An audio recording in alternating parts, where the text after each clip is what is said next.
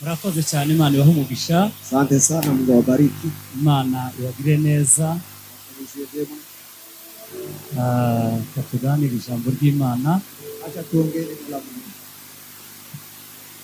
Turambure za Bibiliya zacu. Fungue Biblia zetu.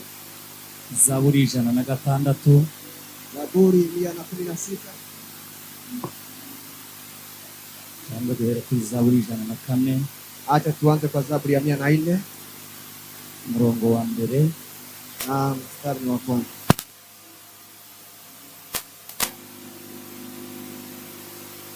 Bibiliya iravuga ngo umutima wanje himbaza Uwiteka. Uwiteka Mana yanje urakomeye cyane. Wambara icyubahiro no gukomera. Wambara umuco nk'umwenda. Usanzura ijuru kumwenda ukinze mu ihema. Ashinga inkingi z'isenge ze ku mazi, ibicu abigira igare rye. Amen. Zaburi 106. Zaburi ya 106 aya ya kwanza. Bibiliya iravuga ngo nimushimire Uwiteka yuko ari mwiza, kuko imbabazi ze zihora Uwiteka byose. Ninde ubasha kuvuga imirimo ikomeye Uwiteka yakoze cyangwa kwerekana ishimwe rye ryose? Amen. Amen. Amen. Dukomereza ngaha. Acha tuendeleze. Ariko reka dusome n'urwandiko Paulo yandikiye Abifilipi. Pia tusome katika waraka wa Paulo kwa Wafilipi. Ibice 4. Sura ni ya 4. Umurongo wa 4. Na mstari ni wa 4. Urwandiko Paulo yandikiye Abifilipi ibice 4 umurongo wa 4. Waraka wa Paulo kwa Wafilipi 4 mstari wa 4. Bibiliya iravuga ngo muje mwishimira mu mwami wacu iminsi yose. Yewe nongeye kubivuga mwishime. Neza yanyu imenywe n'abantu bose. Umwami wacu ari bugufi. Amen. Ongere tugire gutya. Acha tufanye hivi mara tena. Haleluya. Haleluya. Haleluya. Haleluya. Ndanezerewe cyane kuba hano muri uyu mugoroba. Ninafuraha sana kuwa hapa jioni ya leo. Ndashima Imana ko Imana itwemereye kuba hano. Hata namshukuru Mungu kwa kutukubalia kwa mahali hapa. Twaje duterejeho gato. Kama tumechelewa kidogo, turiyo hariya mu Muhana. Tulikuwa na matanga hapo kwa kijiji, kandi ntabaza amasohoka mu Muhana abandi bafite kiriyo batabanje kukibamo. Na si vizuri kutoka na wengine wako na matanga bila kupitia. Zari bikenewe yuko tubanza kuba muri icyo kiriyo. Ilikuwa inahitajika kupitia kwa matanga hayo. Hanyuma tukabona kuza. Tukuje mahali hapa. Ndashima ikaze ryanyu. Nashukuru kwa kukaribisha wenu. Ndashima ubumwe bwanyu. Nashukuru kwa umoja wenu. Ndashima urukundo uri hagati yacu namwe. Nashukuru kwa upendo kati yetu na nyinyi. Iri torero ni ry'abavandimwe. Kanisa hili ni la wandugu. Dusangira byose. Tunachangia yote. Zaba ibibi n'ibyiza. Mabaya na mazuri. Tuba turi kumwe. Tuko pamoja. Rero mwarakoze cyane kudutekereza. Umefanya vizuri kutufikiria kugira ngo tubane uyu munsi. Ili tukue pamoja nanyi siku ya leo. Imana ibabarike. Mungu awabariki. Ndashimira aho twagendanye. Nashukuru wale tumetembea na wao. Kenshi hari igihe umuntu agenda wenyine. Mara nyingi huwa natembea peke yangu. Ariko iyo mugendanye n'abandi basiza cyane. Lakini ukitembea na wengine inakuwa ni vizuri sana. Habe na Yesu. Hata pia Yesu azakoresha abakeya yabuza benshi. Yesu huwa anatumia wachache akikosa wengi. Yesu nta munsi akazi kazaferinga ngo yabuza abakozi. Yesu kazi yake haitakosa kufanyika eti amekosa wafanyakazi. Iyo hatabonetse benshi azakoresha abakeya. Kama wengi hawapatikana huwa anatumia wachache. Kandi akagera ku ntego y'icyo anafika kwa lengo kwa kila anakusudia. Ariko iyo babaye benshi, lakini wakiwa wengi nabyo bizaba byiza cyane. Hii inakuwa mzuri zaidi. Habe n'umurimo dukora na kazi tunayoifanya uzuba mwiza cyane, inakuwa nzuri zaidi iyo wakozwe n'abantu bake. Ikifanywa na watu wachache. Ariko bikaba byiza cyane kurenza, na ni vizuri zaidi iyo bikozwe n'abantu benshi bahuje umutima. Ikifanywa na watu wengi wakiwa na roho moja. Amen. Amen. Ndashima Imana ku bw'imbabazi. Nashukuru Mungu kwa ajili ya mbabazi. Umwana wacu, mtoto wetu, kandi ni mkonditeri mwiza cyane. Yeye ni kiongozi wa nyimbo mzuri sana. Mwiza pe. Nzuri. Niwe konditeri mukuru w'itorero rya Agape Bujumbura, Yeye ndiyo kiongozi wa nyimbo mkuu kwa kanisa la Agape Bujumbura. kandi n'umwana mwiza w'itorero. Ni mtoto mzuri anatii. Na kimwe gusa cyabaye ishusho y'ubuhamya bwe, Kitu moja imedhihirisha ushuhuda wake. nuko ari umuririmbyi mwiza ukenewe n'abantu benshi. Yeye ni mwimbaji mzuri anahitajika ama anatamaniwa na watu wengi. Kandi n'itorero akoreramo ntirimuhera. Na kanisa analohudumu hawamulipi. Hari amatorero menshi yamusanze ngo azamuhere. Kuna makanisa mengi yamemuhitaji ama kumuita ili amulipe. Ni abaririmbyi bato, Waimbaji wachache. muri iki gihe mubwira ngo hino hano ku itorero ryacu tuguhere, Wakati huu unaoambia toka huko kuja hapa tukulipe, yarangiza akanguhenda akora ibyiza. na akatae mimi kutafanyizia. Nta mushahara. Hana mshahara wote. Kandi umwanya wiwe wose Na muda wake wote, awushyira ku itorero. muda wake wote anaweka kwa kanisa. Kandi yarangiza kubaguhera. Na hamulipi. Imana igumugisha cyane. Mungu akubariki sana. Kandi n'umwana wubaha cyane. Na ni mtoto mtiifu sana. Imana igumugisha cyane. Mungu akubariki zaidi. Turacyabonana nawe, Na tutaonana na yeye. kuko ntiyogenda atageze mu rugo. Hawezi rudi bila kufika kwa nyumba. Kandi nk'uko yabivuze ni Bujumbura yaje yaseze. Hata bila amesema Bujumbura ameaga. Umushumba we iyo wampamagaye yuko yaje mu Kwa sababu mchungaji wake amenipigia akisema amekuja huku. kuvuga ijambo ry'Imana. Na kabla ya hayo hata sasa. Haleluya. Amen. Haleluya. Haleluya. Tugiye kuganira hejuru yo gushima Imana. Tunataka kuongea neno kuhusu kumshukuru Mungu. Gushima Imana. Kumshukuru Mungu.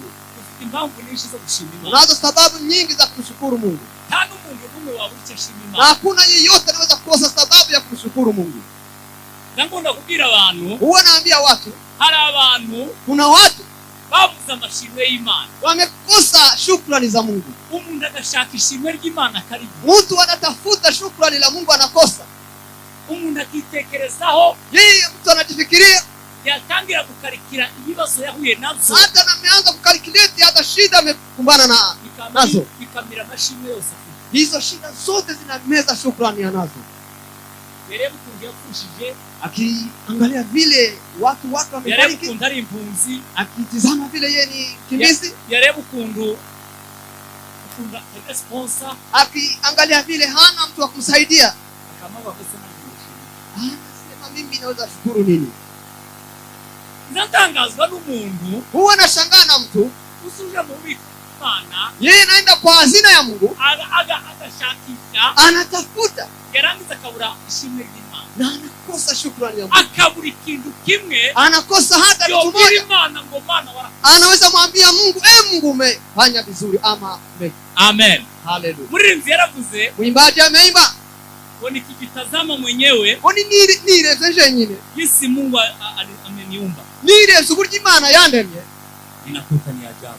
sanga uburyo Iyo butanga. ndebye gusa neza, Nikitizama vile nilivyo, kareba ukuntu uteye, ukitizama vile umeumbwa, abandi nta maboko bagira, wengine hawana, abandi nta maguru bagira, wengine hawana miguu, abandi nta maso bagira, wengine hawana macho, abandi wengine kugira ngo barye bica mu isonde, wengine kusema wakule inapitia kwa hizo, abandi batoboye mu mihogo, wengine wametoa njia hapa, kurya barya bica mu mihogo, kusema chakula wanazozikula zinapitia hapa, hanyuma wowe ugakarakara, lakini wewe unapapasa, ukareba, unatizama,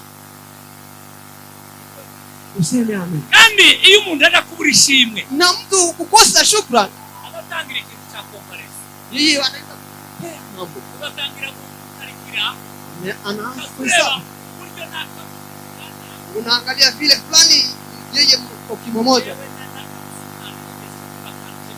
mimi nimekosa mambo, niko na moja, yeye ako na tano, ugasanga au matarumana, ni kama mmoja si mtoto. Ukianza wewe mwenyewe kujikompea na watu wengine, unaanza kusema fulani ananizidi haya, fulani analipwa, fulani ana sponsor, fulani hapo hivi, utazeeka bila kushukuru. Ariko umuhanga wo gushima, Lakini mtaalamu wa kushukuru, tuseme amen. umuhanga wo gushima mtaalamu wa kushukuru. ikintu cyose cy'ishimwe ry'Imana. Jambo lolote anaona shukrani za Mungu. Abantu abanyarutubika bari hano Watu wa Rutubika wako hapa bazi umusaza Matayo wanajua mzee Matayo. Semiche Anaitwa Matayo Semiche. niwe wa mbere, Yeye ni wa kwanza. niwe wa mbere gushima Imana. Yeye ni wa kwanza kushukuru Niwe wari Mungu. umusaza wa mbere kumenya gutahura ibitangaza by'Imana. Yeye ni wa kwanza Umunsi umwe ngo kufikiria yaravutse ya mu Mungu. gitondo Siku moja ameamka asubuhi baje kureba inka ziwe, akaenda kuangalia ng'ombe zake. bashika asanga ziravyagiye, Akapata zimesimama. mu kanya ngo arazizamura aje gukama. Akazipeleka nyumbani akaenda kukamua. Bayakama yamabanza mu munsi yiwe, Akiendelea kukamua akaacha kwanza akasimama. akazamura icyubahiro cy'Imana. Akainua mikono Baravuga ngo akaanza nakazaye n'Imana. akasema nimeshangaa na Mungu. Izi nka zararanye aya mata yose tuzayamena. Hizi ng'ombe zote zimelala na maziwa hii na hazija mwanga. Ichebe ricuritse amabere yose areba hasi. Kusema hizo maziwa za ng'ombe Zirarana akabido k'amata, zimelala na akabido hiyo k'amata, tangi moja ikambikiye. ya maziwa. Ikambikiye inyamaswa yambikiye amata. Mnyama ameniwekea maziwa. Ngo amen. Tuseme amen. Kera babonye Imana. Yeye akaona Mungu. Ababonye Imana. Akaona Mungu. Yigeze kuza mu mujyi, Amekuja huku wareba etage waramwiza wareba televiziyo. akaangalia kwa TV. Wareba ukuntu etage itungutse hasi. Akaona vile etage Arabaza ngo se ghorofa imeanguka. ikundu iriya nzu. Akauliza ni nini naangusha nyumba hii? Baramubwira ngo ni umushitsi n'umuyaga. Wakasema ni hiyo pepo. Yavuga ngo mbonye Imana. Akasema nimeona Mungu. Asifiwe. Amen. Aravuga ngo ukuntu wagira inkoko yiwe. Akasema Wabe kuku yangu. n'umuyaga wose ariko nta munsi irabona itwara. Hata upepo ikuwe mwingi haijabeba kuku huyo. Ibintu Imana yakoze. Hivi Umuyaga uzukukura ugahana umura kiriya kiyetaje kingana kuriya. na upepo unaweza angusha ghorofa Ariko ukanareba inkoko y'amatayo lakini iri mu rutigita. kuku ya Matayo ikiwa Hariya Rutigita. kwirango yo mu rutigita. Hapo kwa mlima juu ya Rutigita. Yavuga ngo ni Imana. Akasema hii ni Mungu. Asifiwe Yesu. Amen. Yigeze kumanuka mu gihe Kabera. Yeye ameshuka kaenda Kabera. Bagere hariya umusozi yunamiye hariya itambutse za Nyagisozi hariya hepfo. Aliposimama kwa hiyo milima arangiza Tanganyika. hii tu akaona ziwa Tanganyika. Warebe Tanganyika gutya. Alipotizama Tanganyika Arabaza ngo niki kiza cyuzuye Tanganyika. akauliza nini huwa inajaza Tanganyika? Arabaza ngo ndia. Akasema ni upepo. Izi nzozi zacu z'amaziri jino ruguru ziza ziri. Ni kusema hizi mito zetu zinatoka huku tu hazijajaza Tanganyika. Baramubwira ngo Wakasema la. chaka Tabiri. niki kikombe. Akauliza nini nimeisikia ama nimeifunga hii? Akasema ni mchanga. Akasema mimi siwezi enda kwa Kabera. Amata. Sina jambo la kwenda kuangalia. Yabisubira ngo yabonye Imana. Akarudi akasema nimeona Mungu. Ni gute wowe uzushakisha Imana ukayibura? Wewe unamtafuta Mungu aje na unamkosa. Mu bana bawe ukabona baratashe nimugoroba. Kwa watoto wako wanarudi jioni unamkosa Mungu. Umugabo akaja mu cyara agataha ukabura Imana. Mume anaenda ushago anarudi na unakosa Mungu. Ukirirwa mu nzu uwayo uteka ukabura Imana. Unashinda nyumbani ukipiga unamkosa Mungu. Asifiwe Yesu. Asifiwe Yesu. Imana turiho tugizwe n'amashimwe y'Imana. Hivi tunavyoishi sisi ni shukrani za Mungu. Iyo tugenda gusa Tukitembea tu kuri ambazo hari mu byo tugenda mu mihanda.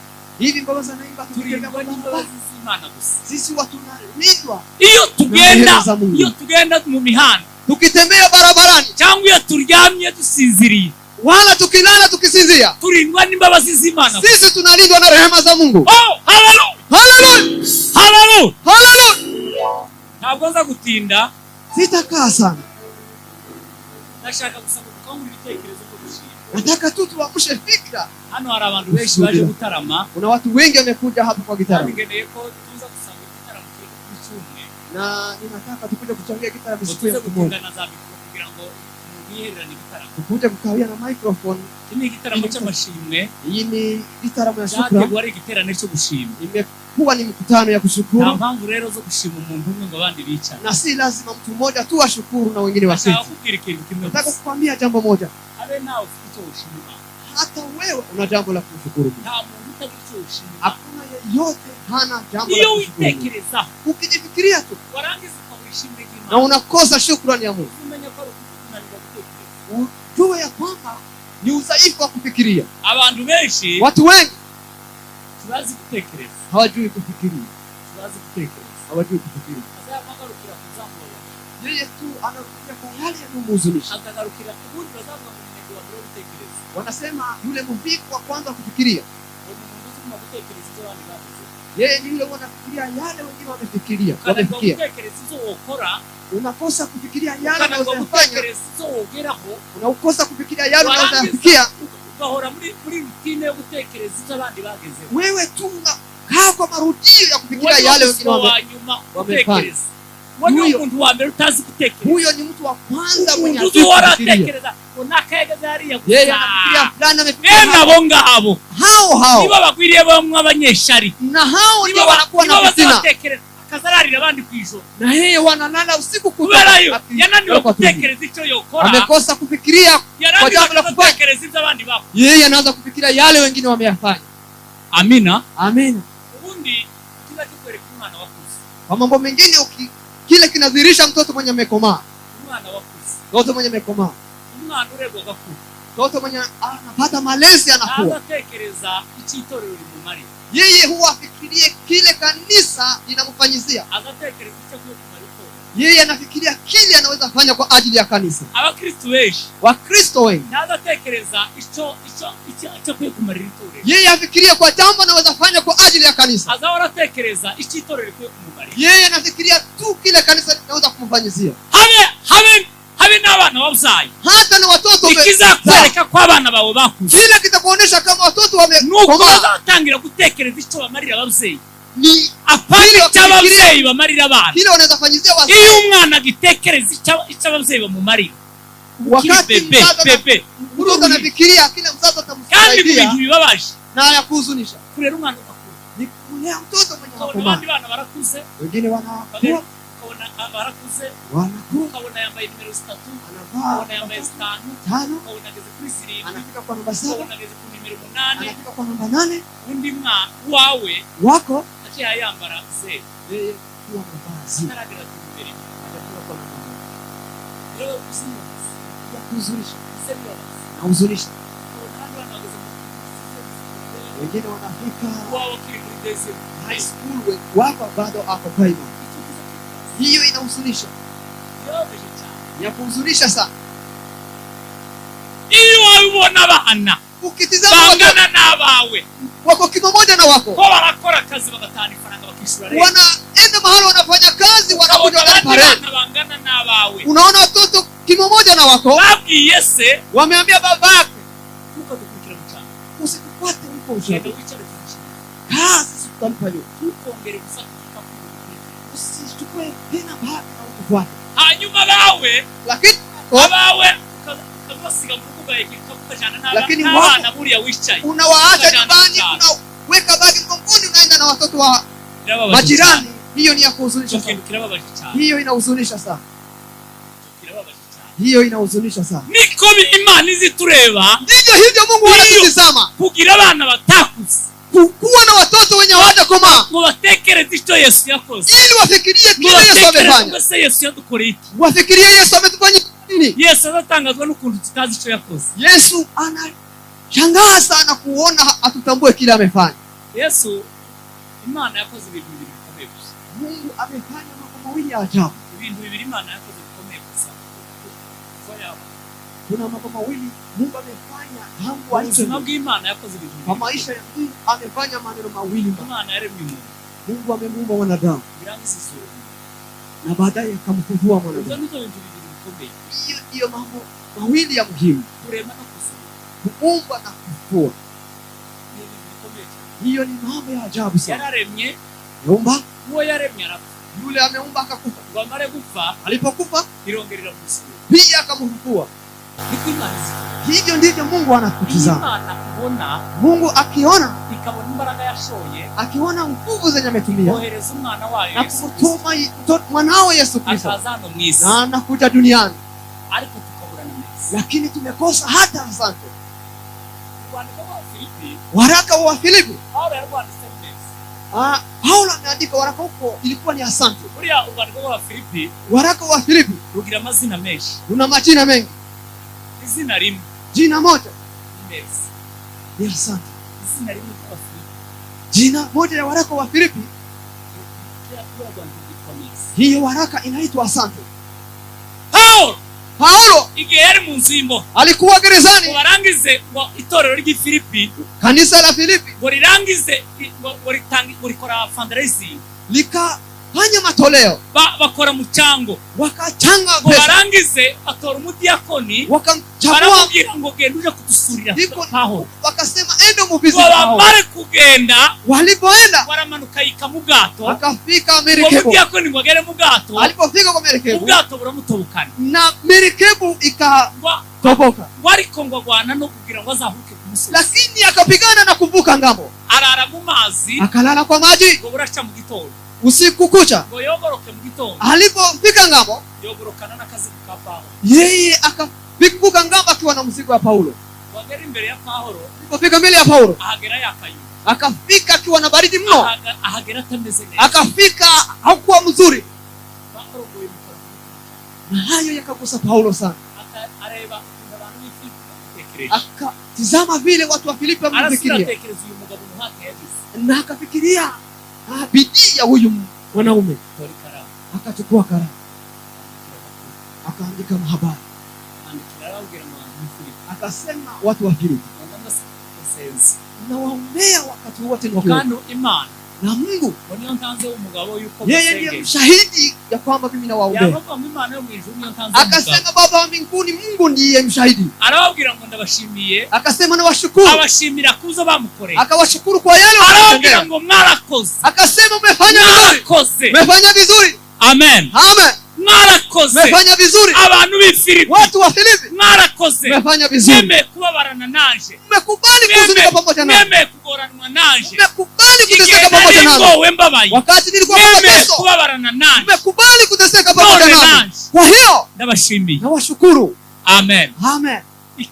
Ingine zoza masenga konsenzi, nitawaombea wakati wote nikiwa na Mungu ndiye mshahidi.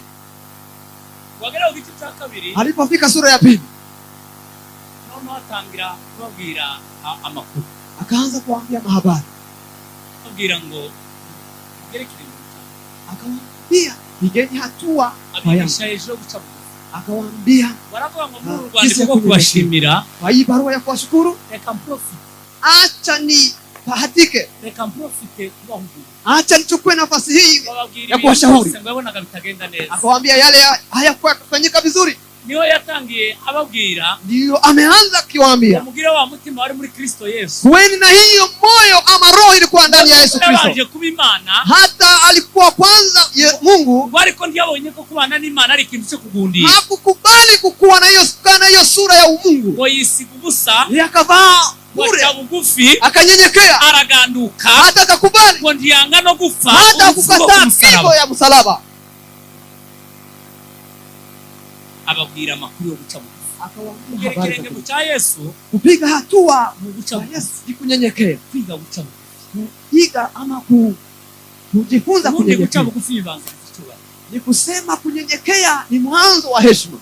Umuntu uzaja iyo utaka kurasa neza, mtu akitaka kushuti vizuri, azafika, apiga magoti. Uone umuntu arafika, ukiona mtu amepiga magoti, ukamuvuga ngo jua ya kwamba umekufa. Yesu kugira ngo turonke, Yesu ili atupokee, yaramanutse, ili atupate, ameshuka, yaramanutse, ameshuka. Sinzi indirimbo bazaririmba baririmbye ngo aramanuka, kuna wimbo aramanuka, akashuka, akashuka, aramanuka Yesu, akashuka Yesu, arika hasi, akafika chini. Kigice wagera ku gice cya gatatu, alipofika sura ya 3, arabibwira, yeye akajitambulisha kwao, ababwira amakuru, akamwambia habari, ababwira ngo Paulo, akasema mimi Paulo, biyonja kugira ngo nimbara abantu tuzo kwirata, kama kuna wale wa kujisifu, arababwira ngo mwese nobarusha, mimi naweza kuwa wa kwanza. Nimbara umugabo ufite icyo yohagarara imbere y'abandi, kama kuna mwanaume mwenye anaweza simama mbele ya wengine, ati ufite icyo yo kwirata, yule ana mambo ya kujisifia, arababwira ngo mwese nobarusha, akasema mimi naweza kuwa zaidi. Mubaheburayo, mimi ni Mhebrania wa Hebrania, neza muzi ya Binyamini, na mimi ni kwa familia ya Benjamini. Biblia izivuga ngo Binyamini ni ukuboko kw'iburyo kw'Imana, na Biblia inasema Benjamin ni mkono wa kuume wa Mungu. Yamavuga ngo ari kuzungiza, akasema lakini haya, yamavuga ngo uzarinda bya, akasema yale kwa faida kwangu, nabitekereje ko ari igihoro, nimeya hesabu tu utunzi butagira kagera, kwa kuwa na mali zaidi ariko gutunga Kristo na kuwa na Kristo. Amen. Amen. Kandi ico gihe cyatumye barabwiritso kwa sababu ya kusema haya baroma ngo bari bafite birasi umubiri. Warumi walikuwa wakijisifia ya kimwili. Abantu bi Filipi, watu wa Filipi bagira kugenda igihugu bw'abaroma, walikuwa na citizenship ya Warumi. Barangira bakazagenda bikita ku mutima ngo bagira kugenda igihugu bw'abaroma. Wakienda kujipita kumuroma byari ibintu by'eshima cyane. Kuitwa Murumi ilikuwa ni mambo ya sama na sana. Kusema ya kwamba kuna citizenship ya Urumi. Karangize Paulo yamubwira. Lakini Paulo akawaambia ngo twebwe iwacu ni mwijuru. Akawaambia sisi kwetu ni mbinguni. Tuvuge ngo amen. Hallelujah. Hallelujah. Hallelujah. Arababwira ngo twebwe iwacu ni mwijuru. Ya sisi kwetu ni mbinguni. Ubwo buraya mwiratana. Kusema hiyo citizenship yenyewe mnajisifia. Ubwo ndacho kusema hiyo haina. Arababwira ngo twebwe iwacu ni mwijuru. Akasema sisi kwetu ni mbinguni. Ndio dutegereje ikiza kwa sasa. Ndio tunamngoja mkombozi wetu azaza kuhindura imibi. Yeye ndiye atakuja kubadilisha akaishanya n'ubwiza. Ile ifananishe na utukufu wake. Igice cya 4 sura ya 4 yarababwiye ngo muza mwishima. Akawaambia furahieni.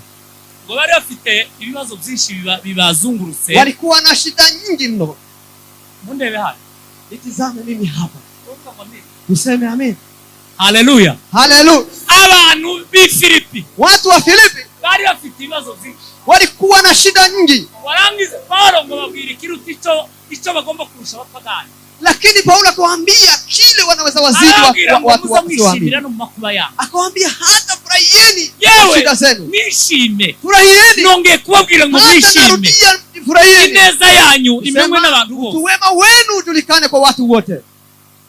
Arababwira ngo nimuguma kuzamubabara nk'abandi bose. Akawaambia mtendelea kuhuzunika kama watu wengine. Acho muzabamurusha bari bose batatu.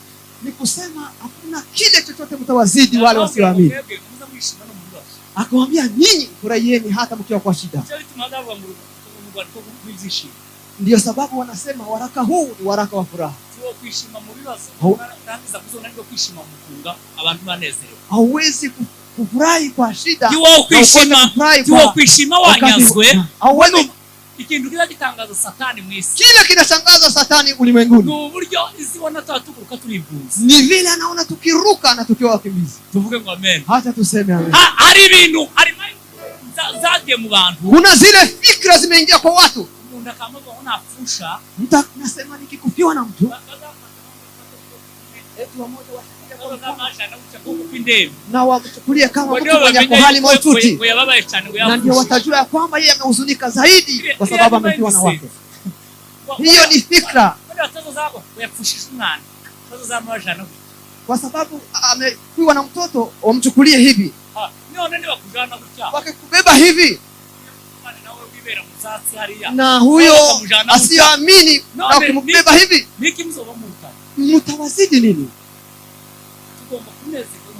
Hata inatupasa tufurahi hata kwa shida. Habe na chaki bitagenda neza. Hata na ile wakati mambo yaende sambamba. Chaki mwagaze mugenda mutageze gukorera pasaka hamwe. Tumewahi mashuri huko kwa masomo. Aveye, hakuna kesha, hakuna kukaa kwa gitaramo. Nikusema kama saa hizi muziko twasoza kare kubera changamoto. Tulikuwa tukimaliza mapema kwa sababu ya changamoto. Si mnayakumbuka? Tuvuge ngo amen. Hata tuseme. Ni harya ni mwari mwemerero no kurinje. Wayigura mukashira. Mmekubaliwa kununua viti. Mungenunua viti muweke juu ya hizo desk. Abe nizo mwari mufite mwagaze mu ruko muzigira mukazamweke kama viti. Na zenye mlikuwa nazo mlikuwa mkikusanya hizo desk mnapanga viti zenu. Nampenda Yesu. Oh, hallelujah. Hallelujah. Hallelujah. Hallelujah. Kuna Yesu chana. Mimi nampenda Yesu zaidi. Shauti haleluya. Bwana asifiwe. Bwana asifiwe.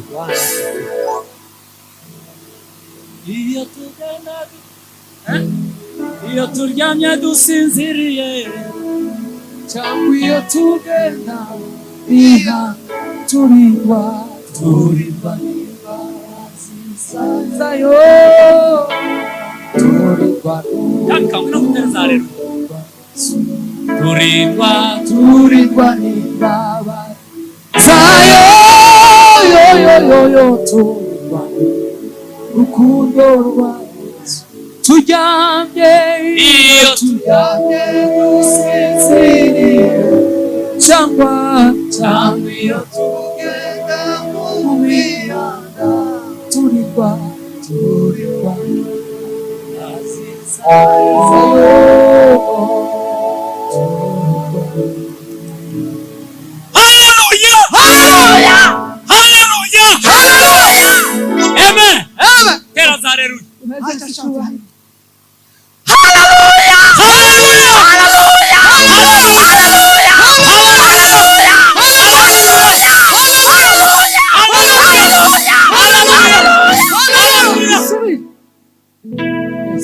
Dema la parte strong.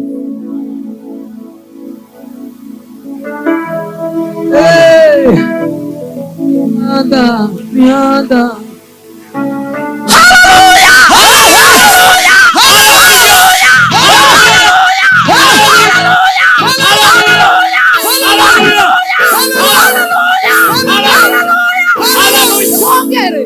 Acha turudie mara tena.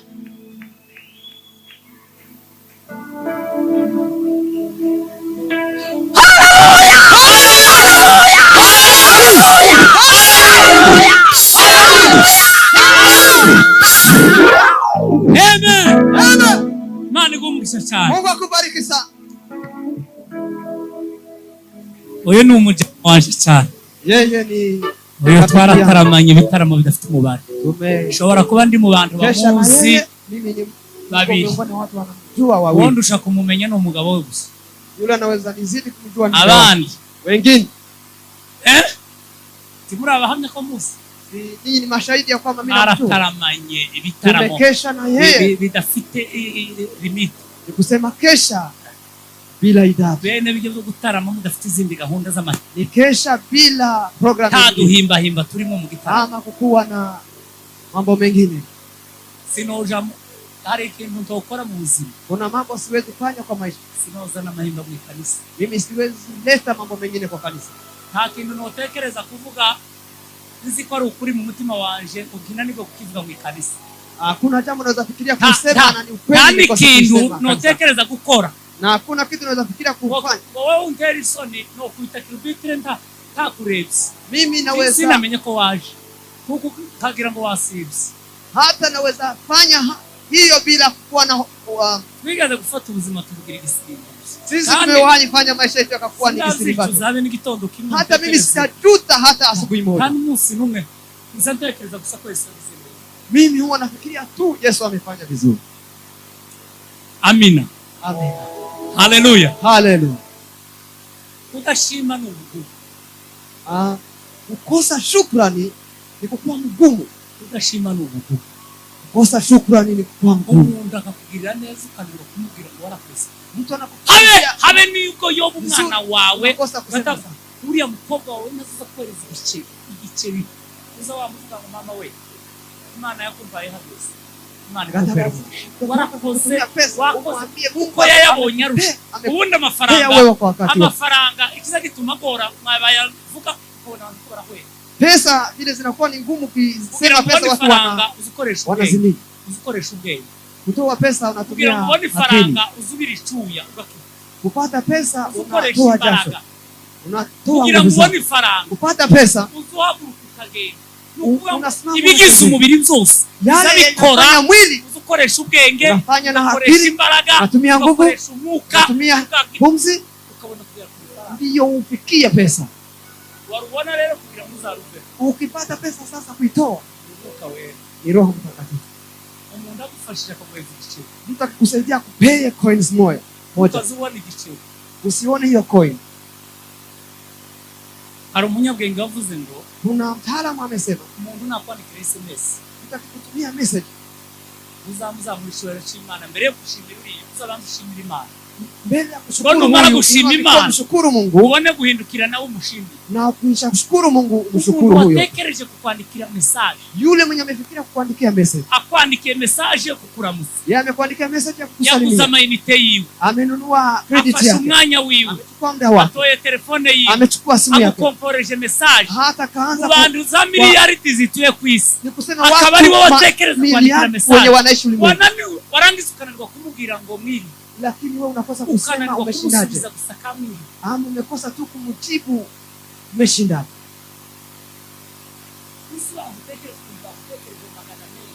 Unafikiria kwanza vile amekufikiria kwa watu wengi, nao kuza kukusura mbogo kindi kuja kukuvisit nyumbani. Hiyo ni jambo lingine. Kazi wawe mtu anasimama anakuja kwako, agatora umwanya wagago kagasigaza gahunda z'akatongo ni wowe su amewacha programu zako, amekuja kukuvisit wewe, warangiza ukavyitwara mu kutari, na wewe unachukulia sio kwa vizuri.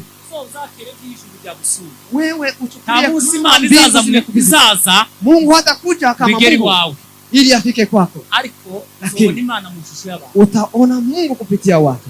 Amen. Haleluya. Haleluya. Bavandimwe, ndugu zangu, gushima, ushukuru n'urwego rw'abanyabwenge, hiyo ni kiwango ya juu ya wataalamu. Babasha kwicara agatekereza ngo se ngiye gukora ikinyuma y'icyo nakorewe. Wanakaa wanaanza kufikiria, nyuma ya kutendewa haya mimi naweza tenda nini? Iyo dusoma Zaburi, tukisoma Zaburi, iyi Zaburi yuzuye amashimwe y'Imana. Zaburi hii imejaa shukrani za Mungu. Daudi nikamubwira abagabo babiri bashimye Imana. Acha niwaambie watu wawili wameshukuru. Hanyuma nganisha ku musozi. Nifikie ukomo wa isezerano rya kera, agano la kale. Umugabo uhagarariye kuimba, yule mwanaume mwenye anasimamia shukrani ni Daudi. Uhagarariye kuramya, yule mwenye anasimamia kuabudu ni Yobu ni uhagarariye adoration, yeye ndiye anasimamia kuabudu. Isezerano rya kera byose, hiyo agano la kale. Hanyuma uhagarariye kuhimbaza, yule anasimamia kusifu ni Daudi. Daudi yaje umwami wa Israeli, wakati amekuja kuwa mfalme wa Israeli, yasanze Imana yaravuye Yerusalemu, amepata Mungu ameondolewa Yerusalemu, sanduka ryaragiye, akapata sanduku la agano limeondolewa. Abandi bami bose bari bavyitayo, wengine wafalme wote wako Daudi, lakini Daudi watekereza kugarura isanduka rya Israeli, yeye akafikiria kurejesha, kandi Imana yagazigenda ku sanduku la agano. Warangiza za sanduku la agano umunsi riseruka Yerusalemu, wakati limefika Yerusalemu, ikintu Daudi yakoze gikomeye, kile Daudi amefanya cha kushangaza ni gutekereza kugarura Imana ni kufikiria kurejesha Mungu Yerusalemu. Igihe abandi bantu bose ntacyo bibabwiye, wakati watu wengine wote hawajali, mbere yo gutekereza kurya ifaranga zo mu bwami, mbele ya kufikiria kukula pesa za kifalme, amafarashi y'ibwami, mbele ya kufikiria kwa farasi za ufalme, atekereza kugarura Imana Yerusalemu, mbele akafikiria kurejesha Mungu Yerusalemu. Imana ubimubone, Mungu alipomtizama Daudi wewe, akasema Daudi warafaraye hasi, Daudi amelala chini, ngo ndiki imbere yawe Mana, akasema mimi ni nini mbele zako Mungu, wewe Daudi ni mbele zako mimi Daudi. Ndio musi yabsiye, ni wakati amechezea, wakati sanduku la agano lifika, nyembe kazitaka, hata nguo vazi zikaanguka. Ayo makuru murayazi, hizo habari mnazijua. Ariko Daudi, lakini Daudi ikingiyorosha gabana, kila alikuwa na wazidi wengine ni kunyenyekea. Daudi wigeze gukora icyaha, yeye amefanya dhambi, bakimubwira walipomkuta dhambi yake, akavuga ngo muzahani mu mama yamzani, akasema kwa dhambi mimi nimejifunguliwa kwa dhambi. Yabwiye Imana, amemwambia Mungu, arabwira ngo ntuwerekeze amaso, usinitizame mimi huko, wari umunyandege ke witwa Daudi, kuna mzaifu ama mzaifu mwenye hofu, werekeze amaso yawe hija ino hari umukicho, angalia kwingine huku kuna mtu mwenye akona uchafu. Yari umuntu uzi kwemera intege nke, yeye alikuwa ni mtu wa kukubali udhaifu wake, yari umuntu uzi kwemera idadashoboye, yeye alikuwa anakubali yale yenye hawezi, yarangiza akaba ari umuntu uzi kushima Imana, alikuwa mtu wa kujua kumshukuru Mungu. Amen. Amen. Kushima bigira imbaraga zikomeye, ushukuru una nguvu. Amakuru ya Salomo, unajua Salomo wafashe ikimasa akijana kukanunga hejuru, aragitemagura, warangiza bakagitwika, alipochoma akotsi karazamuka, moshi kapanda kagera ku Mana, kafika kwa Mungu. Yamama wali muzani kindi mfizi, akasema mlete ingine ndume, wakakata ageze bimasi jana, akafikisha ndume 100, ageze bimasi gihumbi, akafikisha ndume 1000, bageze bimasi gihumbi, alifikisha ndume 1000. Imana Mungu yamubwira ngo Salomo, akamwambia Salomo, ugicisha sema kile Imana yamubwira Salomo, aravuga ngo ni ubwenge. Salomoni akasema nahitaji Imana hekima. iramubwira ngo udasabye ibindi, Mungu akamwambia kwa sababu udasabye hakuomba gukomera mu kitu, butegetsi wewe hauombe cyangwa ngo kuwa abanzi bawe bashire, ili ama maadui zako waishi, ugasaba gusa ubwenge. umeomba tu hekima. Yamubwira ngo n'ibindi byose utasabye, Akasema na mengine yote yenye hukuomba nabyo ndabiguha. na kuongezea. Ni isezerano risha, Agano jipya, umuntu wagarura icyubahiro cy'Imana. yule amerejesha heshima ya Mungu. Paulo, Paulo, tuvuge ngo amen. acha tuseme amen. Haleluya, Haleluya, haleluya. haleluya. Murebe, Paulo ntiyigeze agendana na Yesu. Paulo hakutembea na Yesu. Paulo ntiyigeze akorana na Yesu. Yes, Paulo hakufanya kazi na Yesu. Petero bagendanye na Yesu. Bakina Petero hakufanya kazi na Yesu. Amanyanga Watu wenye wamefanya mabaya ni Petero. Ba Petero. Bakina Petero Petero. yakanye Yesu. Petero amemkana Yesu. Ngo abe no kukuona sindamuko. Akasema hata kuona sindamuko. Huyo hata simjui. Abasesenguzi ba Biblia, wale wenye wachambuzi wa Biblia bazavuga ngo Petero ndiye akoze, Yuda ndiye akoze icyaha Petero. Wanasema Yuda hakufanya dhambi kubwa kuliko ya Petero. Kuko Yuda yihutiye kwiyahura. Vile Yuda amejinyonga. Si wale wakoze ibyaha za Petero. Lakini hakufanya dhambi zaidi ya Petero. Ariko naho muzosanga Petero, lakini hamutapata mahali Petero yapfukama hasi wasaba imbabazi arambara. Hajapiga magoti na kuomba msamaha na lale chini. Ariko Lakini Paulo wajamye hasi. Paulo amelala chini. Akazabwira Imana na kumwambia Mungu, yamama ngo se ndi muntu. Akasema mimi ni mtu gani? Wese ngo kuntoranya ngo washingiye ku. Chagua mimi. Kaje Paulo.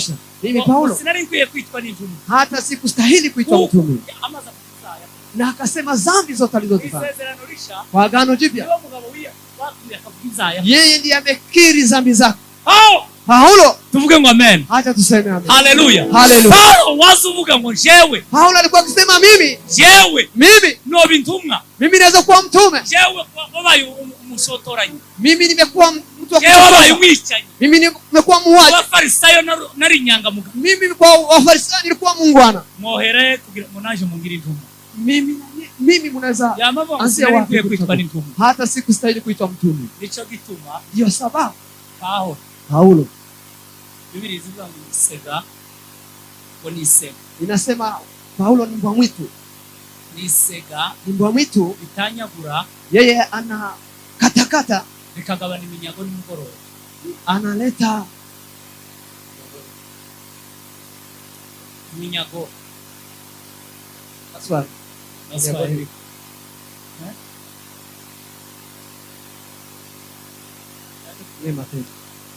Amen. Amen. Tuvuga ngo amina. Tuseme amen. Haleluya. Haleluya. Paulo ni isezerano risha. Agano jipya. Msumu. Yeye si mtu.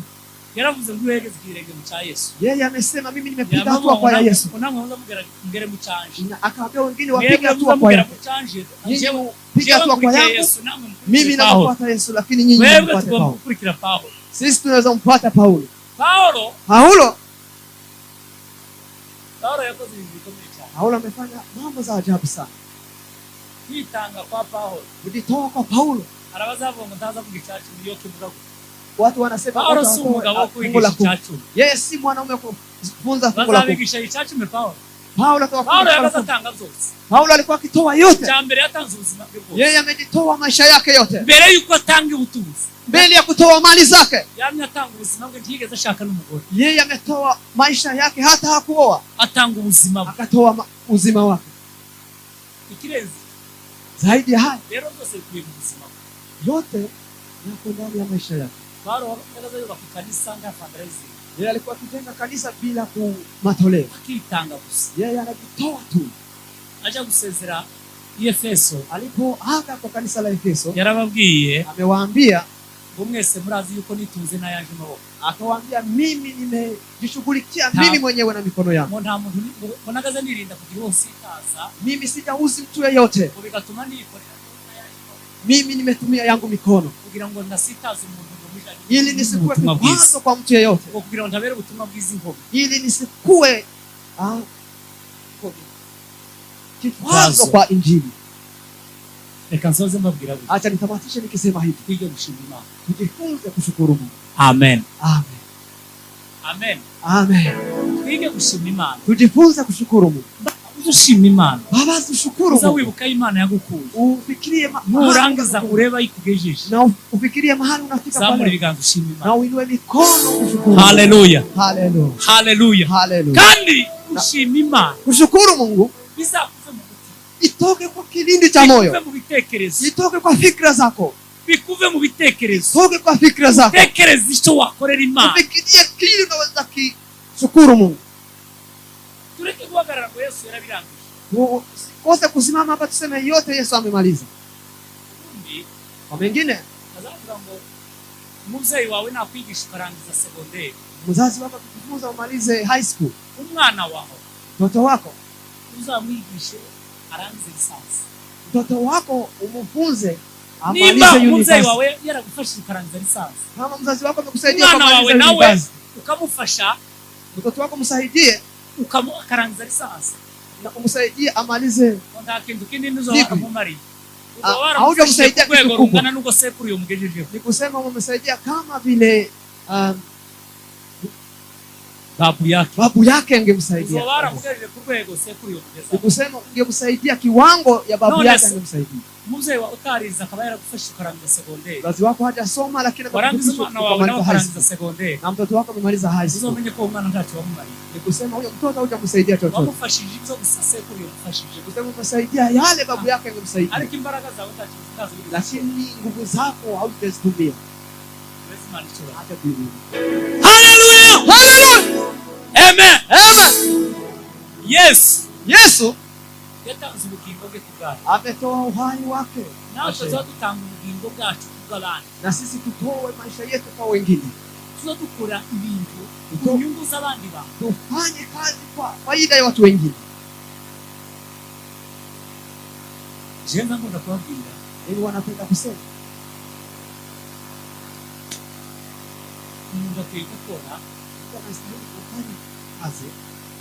uzagutsimbura ntagatangire aho ugatangira Yule mwenye atakurithi asianzie mahali umeanzia. ntakiruke nk'uko wibuze Asikimbie. wirwe ashaka sare Kama vile ugomba umekimbia ugomba utakuta gusiga sare Ho. yuzuye ukabona kuva hantu unastahili kuacha hole inajaa ndio utoke ariko mahali.